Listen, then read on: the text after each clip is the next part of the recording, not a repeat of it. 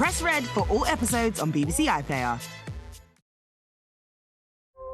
Who's feeling the pinch of the cost of living? The gas, the electricity, and then the cost of the food that's went up. I just can't do it at the minute. A lot of us feeling stressed and run You're not down. the only one looking for clarity. What is inflation and why does all of this matter? Or help. How to make whatever money you've got go that little bit further. Or just a bit of an escape. We're all looking for the same things. Visit bbc.co.uk for cost of living tips and advice.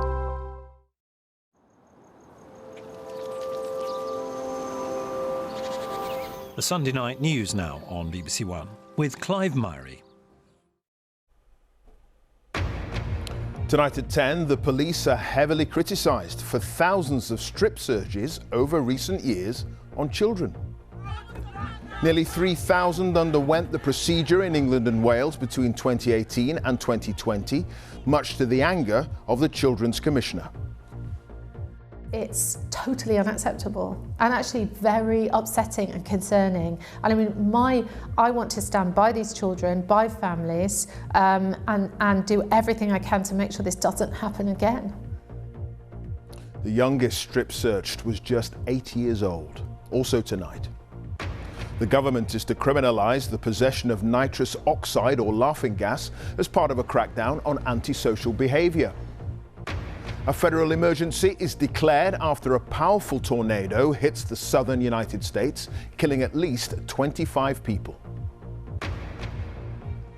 And we're live in Edinburgh on the eve of the SNP's leadership result and finding out the identity of the person who's likely to be the new First Minister.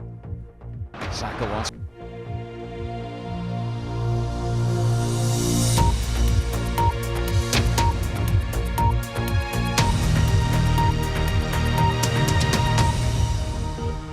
Good evening. The police have been accused of failing children following a highly critical report into their use of strip searches. New figures show almost 3,000 children were strip searched by police forces in England and Wales between 2018 and mid-2022. The youngest child was just 8 years old. More than half didn't involve an appropriate adult being present, as required by law, except where there's a serious risk to life. And black children were up to 6 times more likely to be strip searched compared to the rest of the population. The Children's Commissioner for England says she's deeply concerned. As Celestina Olulade now reports. A year ago, thousands marched in solidarity with Child Q, a black schoolgirl strip searched by police in 2020. Wrongly accused of carrying cannabis, the 15-year-old was on her period at the time. Her ordeal has encouraged others to come forward with their own traumatic accounts, including a teenager who recounted to the Children's Commissioner his experience of being strip searched at the age of 13. I did not have a parent or guardian present with me when I was strip searched. I was not aware that this was a possibility and that this was going to take place. After being arrested at school, he was taken to a police station. Clearly some sort of conversation had taken place that then deemed me at risk of having drugs and secreted within me. I wasn't given an opportunity to assure the police that I was not in a position of having drugs secreted. They're like, right, get your clothes off. We're going to see your bullocks now. The Children's Commissioner says the report findings are deeply concerning. In 45% of cases, strip search locations were not recorded. I have seen data showing strip searches in a fast food outlet, in an amusement park, in a number of schools and police vehicles, both totally unacceptable. There needs to be training for all staff who might do this. There needs to be better data and record keeping. It's shocking to me, and parents need to be informed. The Commissioner says that strip searches are necessary in certain circumstances, like a threat to life, but stresses the bar must be high. Responding to the findings, the National Police Chiefs Council said, "We are working closely with the College of Policing, the IOPC and other partners in order to inform best practice and to implement positive change wherever it is required. We will carefully consider the findings from the Children's Commissioner as part of this work." But this campaigner says greater action is needed. There should be a complete cessation on searches until we have those safeguards in place, until there's a proper system of reporting, of scrutiny, of oversight, because otherwise we're allowing potentially abusive situations to continue to be perpetuated. The Children's Commissioner says she will be calling for more police data next year. Celestina Olulode, BBC News. The possession of laughing gas is to be banned as part of a wider government crackdown on antisocial behaviour. The gas, nitrous oxide, has legitimate uses in medicine as an anaesthetic, but when taken as a psychoactive drug, the government says it can lead to antisocial behaviour. Here's our political correspondent, Ian Watson. To the government, these little silver canisters are a symbol of antisocial behaviour. The gas which they contained, nitrous oxide, can lead to feelings of euphoria when inhaled. But ministers say this littering, which blights local communities, is no laughing matter. There tends to be this approach that, oh, it's only minor, or, let people let off steam. No, these are public spaces that should be safe and orderly. Once you begin to retreat from these public spaces, once you say anything goes, then, as we know, what appear to be small infringements turn into a greater degree of lawlessness. My name's Dr. David Nichol. I'm consultant neurologist in Birmingham.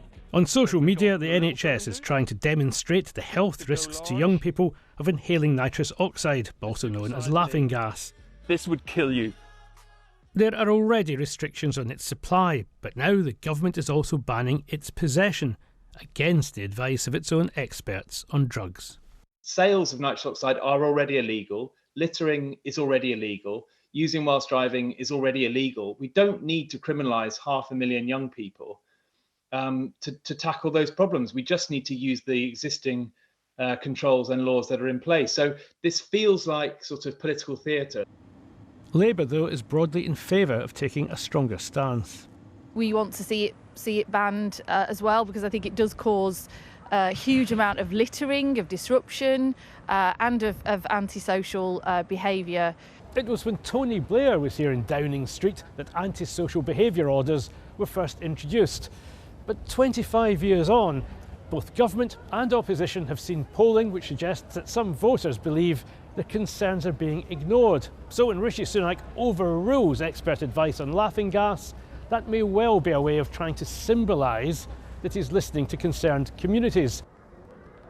In a wider plan to tackle antisocial behaviour, which will be unveiled tomorrow, those guilty of vandalism will be expected to repair rapidly the damage they've caused. But Labour say cuts to neighbourhood policing are making it more difficult to catch the culprits. At the next election, expect a competition between the parties on who can be tougher on crime. And Ian, news tonight on the immigration bill, controversial bill that is making its way through Parliament. That's right, Clive. There's going to be 2 days of debate on the bill that's designed to help stop the boats, the key Rishi Sunak pledge. Now, a group of Conservative MPs don't think the bill goes far enough, and they were prepared to push for changes this week that would, for example, stop the courts from preventing the removal of migrants who came here by illegal routes or returning migrants who had already been sent away from the UK. It was expected that perhaps 40 to 60 Conservative MPs could vote with them, but I'm told tonight that this rebellion is off following intensive discussions with the Home Secretary. Now this group is going to meet with government ministers to see where the bill can be tightened up. So it could still be a rebellion delayed rather than diffused, but the government's still going to be under pressure this week from other Conservative MPs and opposition politicians to bring in more safe and legal routes for migrants. Sure. OK. Ian, thank you. Ian Watson there. A major incident has been declared in Dorset after around 200 barrels worth of oil spilled from a pipeline into Poole Harbour. The public have been urged not to swim in the surrounding area. Perenco, the company operating the pipeline, says a clean-up operation is underway. Thousands of protesters have taken to the streets in Tel Aviv after Israel's defense minister Yoav Gallant was sacked by Prime Minister Benjamin Netanyahu. He'd called for the scrapping of controversial plans to overhaul the justice system. Protesters blocked major highways in the city and lit fires. Mr. Netanyahu's proposals have divided the country. His measures would give the government total control over the appointment of judges. Now, a new leader of the Scottish National Party will be announced tomorrow, who in all likelihood will become the First Minister of Scotland, succeeding Nicola Sturgeon. She resigned unexpectedly last month. Well, let's join my colleague Hugh Edwards, who's live at the Scottish Parliament in Edinburgh for us. Hugh. Clive, thanks very much indeed. As you say, Scotland is about to say farewell to its longest-serving First Minister, that's Nicola Sturgeon. It's a hugely significant change, of course, for all the people of Scotland, but the choice of successor is also important for the politics of the entire United Kingdom. Now, Nicola Sturgeon's resignation last month, which was pretty unexpected, caused widespread surprise, well, really triggered what has become a very divisive leadership contest. And that is the thing that is coming to a head tomorrow with the result that is expected tomorrow afternoon. Now, Ms Sturgeon was elected leader of the SNP back in 2014, and she has served as First Minister of Scotland for 8.5 years. Her successor as party leader will be chosen by the 72,000 members of the SNP, becoming the 14th leader in the party's history. And the new First Minister, whoever that is, will be sworn in at Holyrood on Wednesday. So on the eve of the result, our Scotland editor James Cook has this report. So who are these three politicians battling for the leadership of the SNP? Well, Humza Yousaf could make history as the first Asian Scot and the first Muslim to become First Minister. The MSP for Glasgow Pollock has been in government for more than a decade, holding the transport, justice and now health briefs. Kate Forbes, she was on maternity leave from her post as Finance Secretary when Nicola Sturgeon resigned. She has a vast rural constituency, including Skye, where she lives, and she's spoken about her Christian faith as a member of the Free Church of Scotland. Ash Regan represents Edinburgh Eastern in the Scottish Parliament and is best known for resigning as Community Safety Minister in the Scottish Government in protest at plans to make it easier to legally change gender. But what would they do in the job?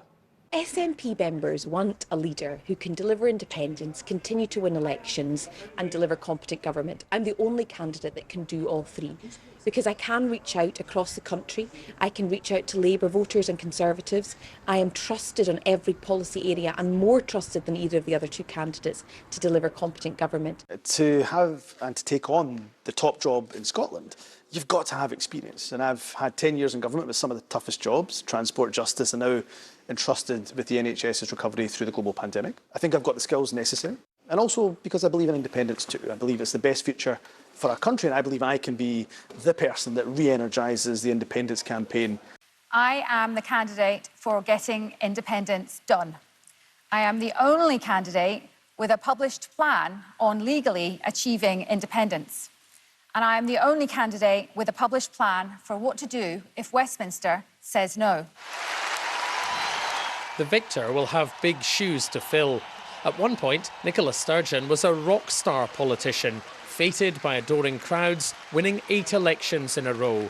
Thank you from the bottom of my heart for the privilege of being your First Minister.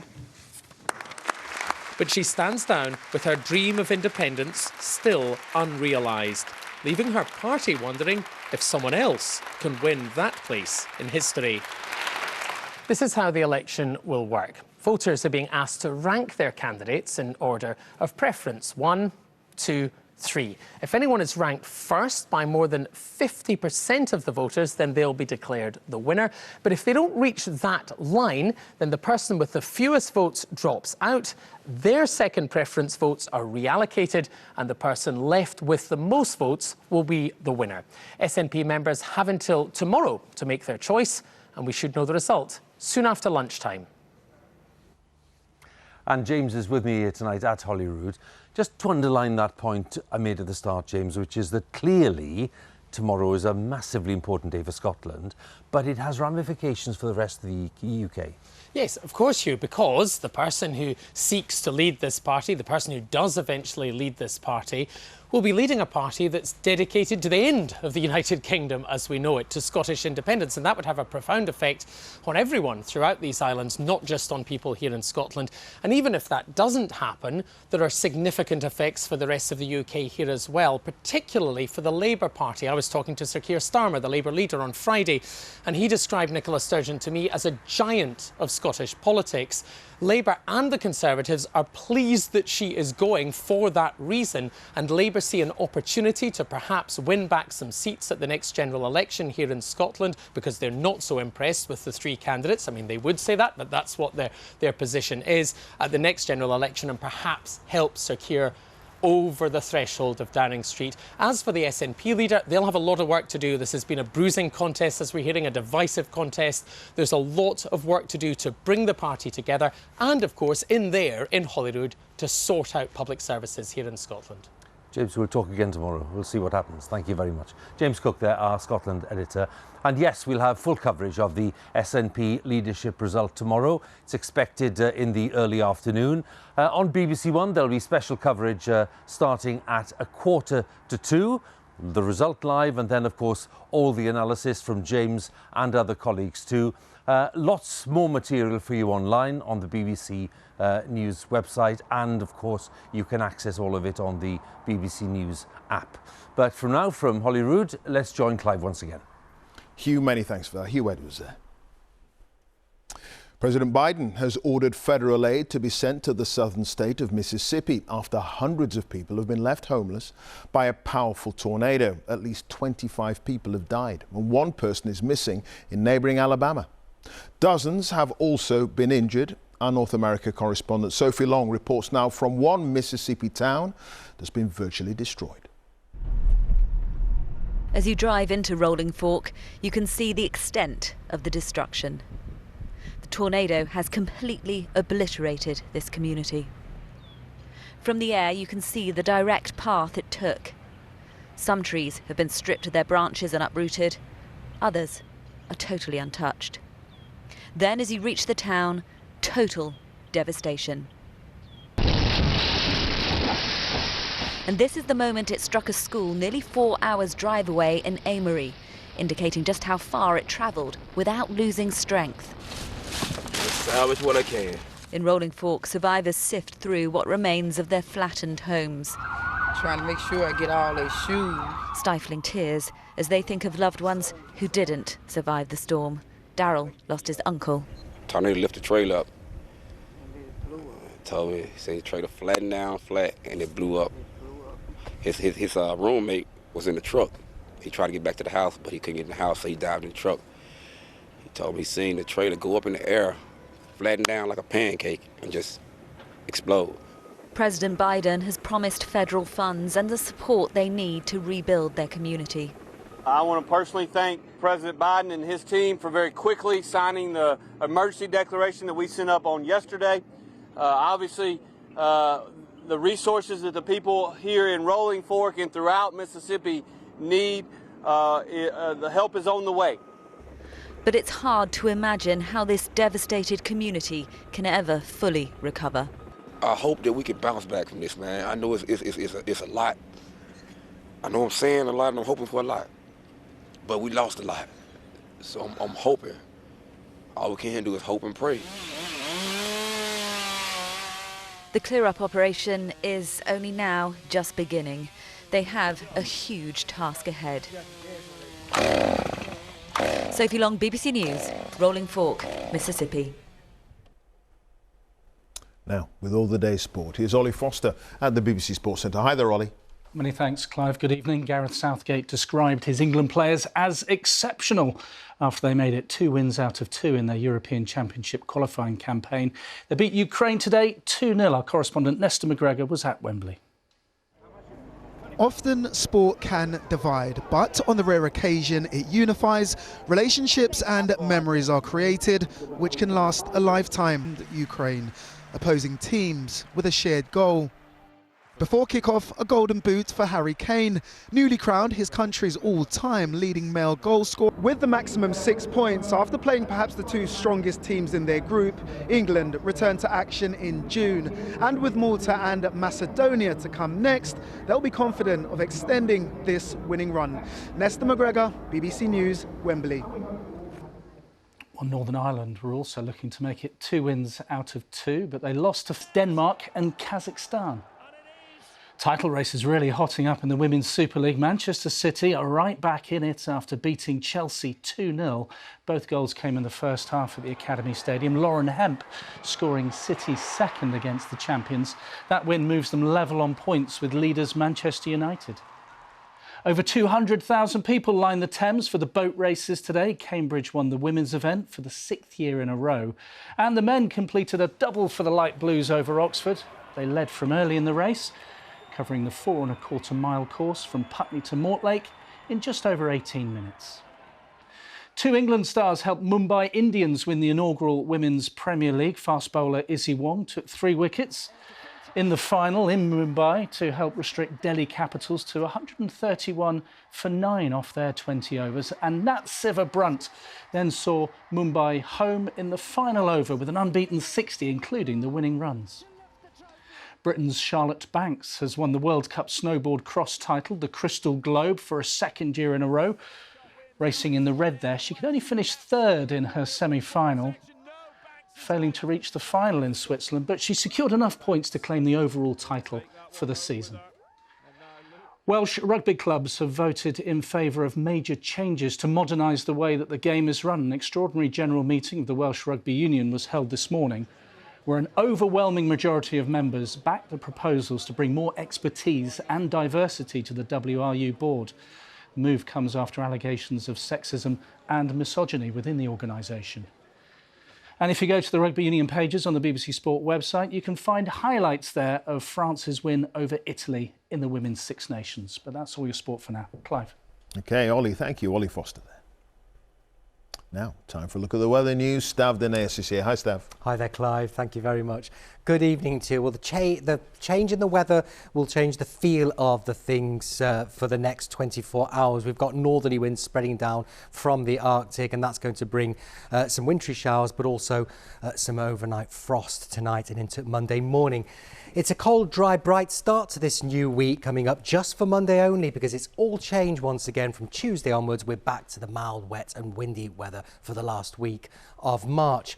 So this area of low pressure, which we had today across southern areas, cleared away into the near continent, and as it did, it allowed colder air to move northwards, which was already across much of Scotland, Northern Ireland, Northern England. We've had some snow showers at times over the Scottish hills and into the North Pennines. These wintry showers will continue to pepper North Sea coast throughout the night. Further south, there'll be the odd shower around, but many places will be drying up. A bit more cloud generally across the south, so that should stop temperatures from falling much below 2 to 4 degrees here, but a widespread frost further north, and there will be a risk of ice as well, where we've had the wintry showers.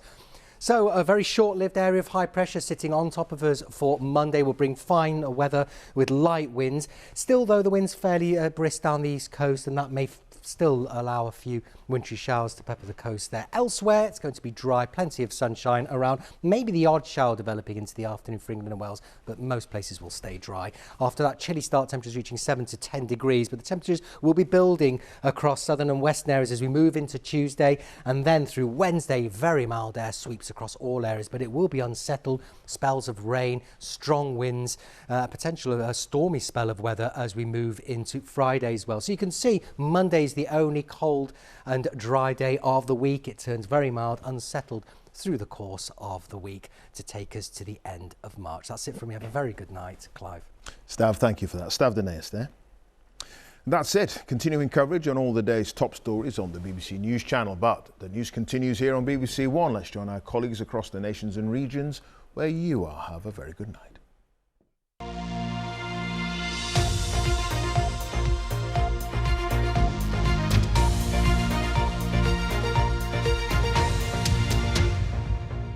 A very good evening to you from Points West. A 15-year-old boy has been charged with murder over the